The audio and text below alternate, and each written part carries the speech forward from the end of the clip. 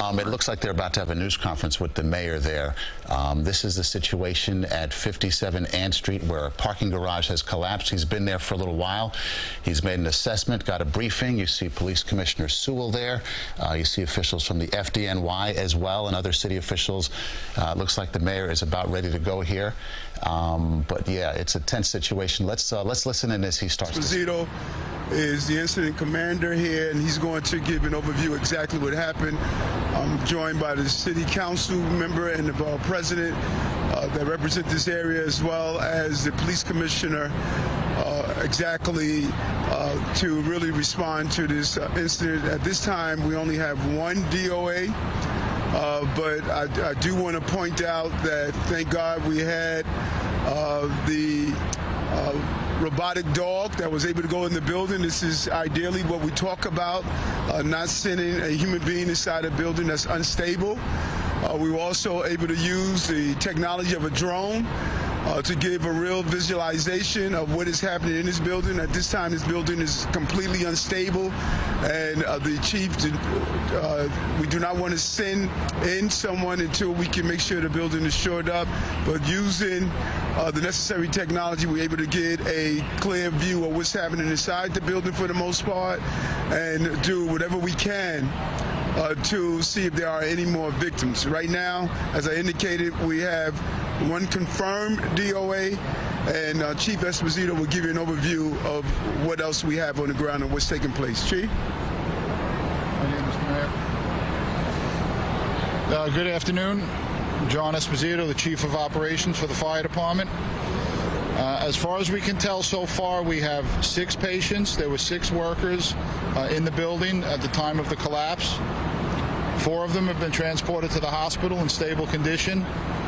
We have 1 patient that has died, and we have 1 patient that refused medical attention. This was an extremely dangerous operation for our firefighters. We responded to a call of a collapse in the building. We had firefighters inside the building conducting searches. The building was continuing to collapse. We made the decision to remove all our people from the building. Our robotics unit happened to be nearby. They were on scene very quickly. We deployed our robot dog into the building. They were able to give us a video inside, and then we were able to fly our drones inside to conduct an assessment and conduct searches. Although we continue to make sure that we have everybody accounted for, this time we believe that we have the workers that were in danger in the building all accounted for, all out of the building, and that structure is very unstable. It's a parking garage. We've had some of the slabs, a couple of floors of the concrete slab floors collapse, crush some of the cars that are inside, and this will be a prolonged operation. I'm going to pass it on to the police commissioner. Questions now?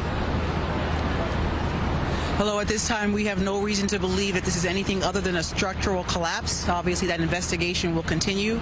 Our preliminary response centered on making this area safe. That includes traffic control and evacuating the nearby Pace University building, which was deemed unstable at that time. We will continue to work in collaboration with our partners in the fire department in this effort.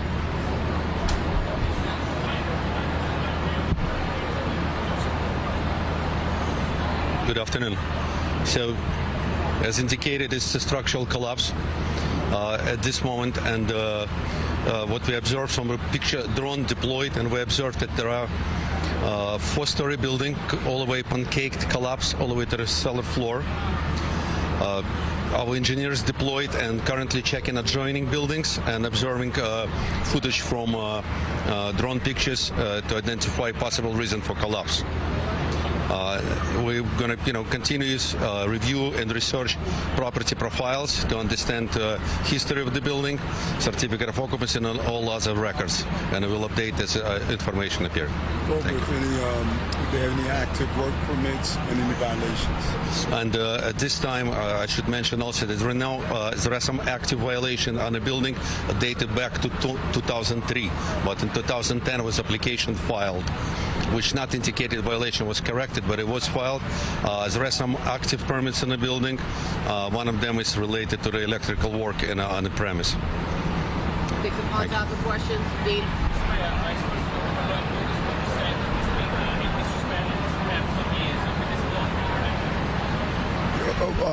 All of that would be part of our review. We didn't have any file 311 complaints on the building, and as the acting commissioner of DOB indicated, it's always going to be part of the review exactly what happened here. If there was no open violations on the structure. Bobby. I'm wondering if somebody might be able to answer or get more information about how old it is and just some of the physical information come before the square feet.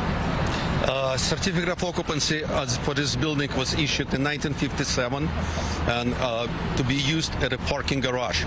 It's a 4-story building with a cellar all the way through is a parking. There's not much. We have some plans for work filed in 2010. It's the latest for installation of the lift, but auto lift. But we currently review those plans and trying to find out what they can bring it us. Hold on, ma'am. We'll call on you, but we called on already, okay? We don't want to be yelling out all over the place. We'll call on you. Go ahead, Miles. Can you tell us what Command Tactical's doing here and just the operations as it stands, why you can't send people in? So our Command Tactical Unit, our robotics unit, when they go, either the robot dog or the drones, they're able to stream the video directly to our phones, directly to our command center. We're able to share that.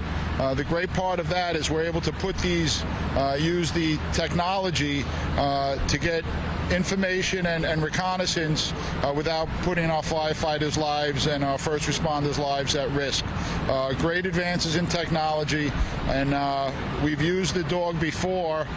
This is the first time that we've been able to fly inside in a collapse to do this and try to get us some information, again, without risking the lives of our firefighters. And yet, does the chief describe specifically what is ongoing now?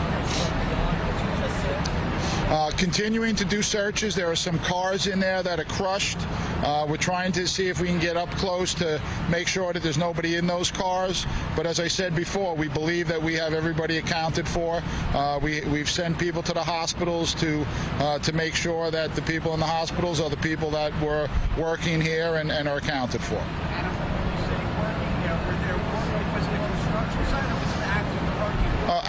We believe active parking lot. I'm not aware that there was any construction ongoing. Some of the hospitals, I'm not sure of that. We can get that for you.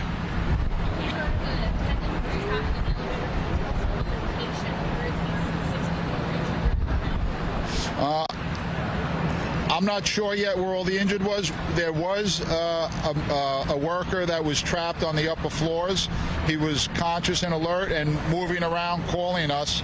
He just couldn't get down, and we were able to put firefighters up there in the building and take him out across the roof to another building and bring him down safely. Steve, on that note, could you detail what these rescues entail? How are these people down? What condition are they in? What do firefighters have to go through to find? All of that I'm not sure of yet. I don't know that there were people that were trapped. I think they were just injured, with the exception of the one that we removed from the upper floors. I'm sorry, but we're still evaluating that at this time.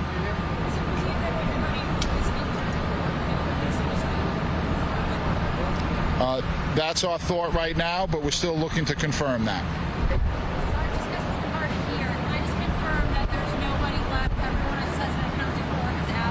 At this time, that's what we believe, and we're still working to confirm that. Come on, give this man here. Go ahead. Give this man right here. Go ahead. Yes.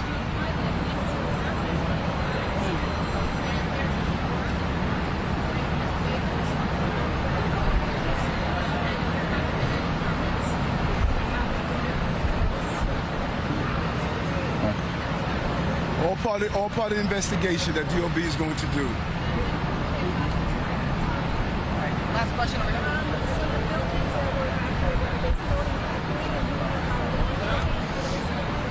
We're not sure until we confirm it and DOB makes their assessment that it's all safe. Hey, Chief, who was rescued? The person who was trapped? Was he a worker? We believe he was a worker in the building.